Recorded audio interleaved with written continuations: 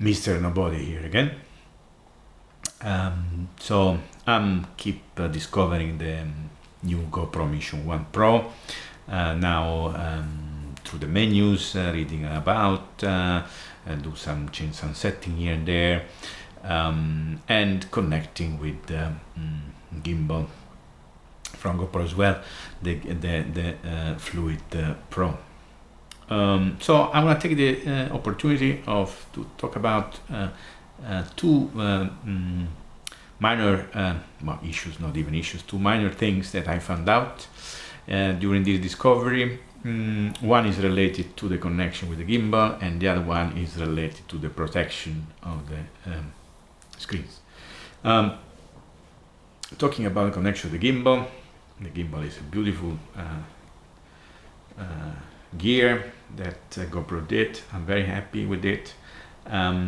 So I thought I play smart. I said, well, what about making a nice connection between the camera and the gimbal itself by adopting, as you can see here, the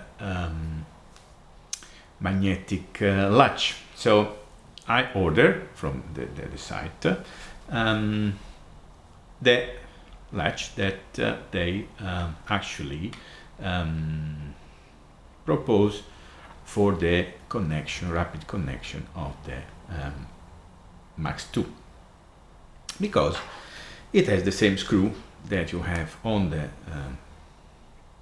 gimbal here under, and should be okay. Now, as you can see, it's a very compact connection, which is something that I really love about it. There is only one little problem though. There is very little space here for the disconnection. Since to disconnect the camera you have to press those two buttons that are on the side, but the space here is so little that the finger cannot really get into that easily. So it's really not that I don't want to say, now it's not long, but it's not comfortable. Now, let me switch it off the gimbal to show a bit how you have to work to disconnect it. So, as you can see, you have to really kind of go hard inside and come out. Yes, it come out.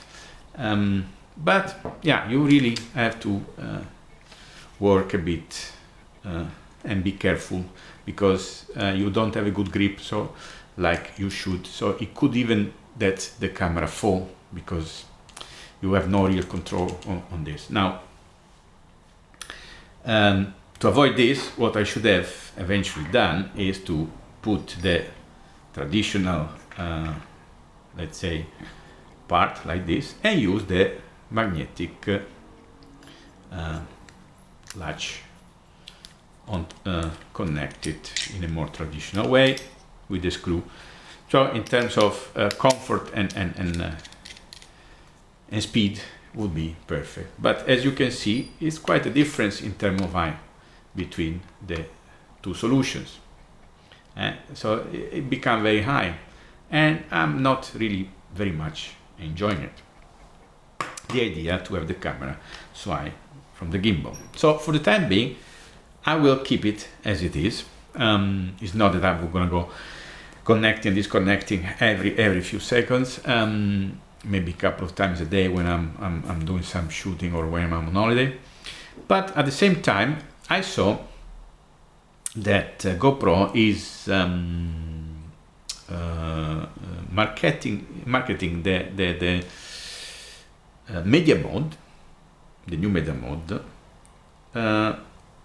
online by picturing it installed on the gimbal with this connection, as you can see in the picture that I've tried to put it here. The fact is that the media mode has at the bottom a little step, so this one will slightly increase the space for the disconnection, just enough, most likely, to have an easier disconnection, because if you see, maybe, okay, my finger are not small, but they are not huge, to be honest. I would say maybe with a couple of millimeter, and that would drastically change the way to do it. So I will keep it as it is as soon as the media mod will come out, because I like the idea to have a nice microphone on board, and also an envelope around the camera, and make it a little bit more, let's say, professional look, and a little bit more. So I like, so as soon as it's gonna be available, probably after summer, I hope so, I will get it, and I hope it will be easier to disconnect. The second thing that I want to talk is about protection. As you know, this is an action camera, so protection is not really needed. I guess a lot of people don't put anything, but I like to put screen protectors on any camera. As soon as I got a camera, video camera, action camera, photo camera, as soon as I take it out of the box, I want to put a screen protector. Well, for two main reasons. One, because the screen protector have the anti-reflection property, so it's much easier, of course, to watch the screen when you are outside in a sunny day. Number two, it protects from scratches, even though my use is not so intensive that I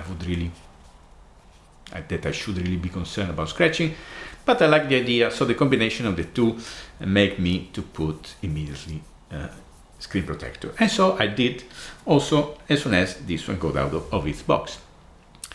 But the problem was that after the first video that I did it with the DJI microphone, because I ordered also the GoPro, but it's not available yet, so it's pre-order, let's say.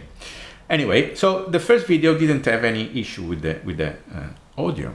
Later on, when I was playing around the camera, testing, and the audio was awful, was really inconstant, sometimes very noisy. I couldn't hear my voice, just a kind of noise, and then up and down, and very bad, very, very bad.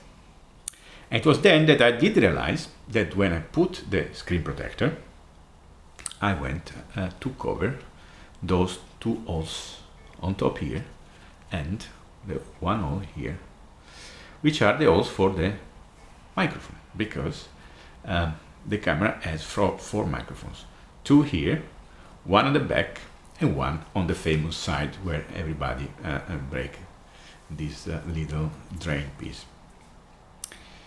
So what I did, as you probably can see here, this little corner, I chop off a piece of the screen protector myself, do-it-yourself solution, and the same I did by chopping off here at the top of the front screen as well. So now the microphones are free from the cover, and they work well. So by the way, I contacted the screen protector manufacturer in Europe, and they replied back to me that yesterday they did realize the same, and they are already addressing that with the production to see if they can introduce the screen protector with the pre-cut holes in correspondence of the microphone. That would be fantastic, because then, you know, I don't have to do this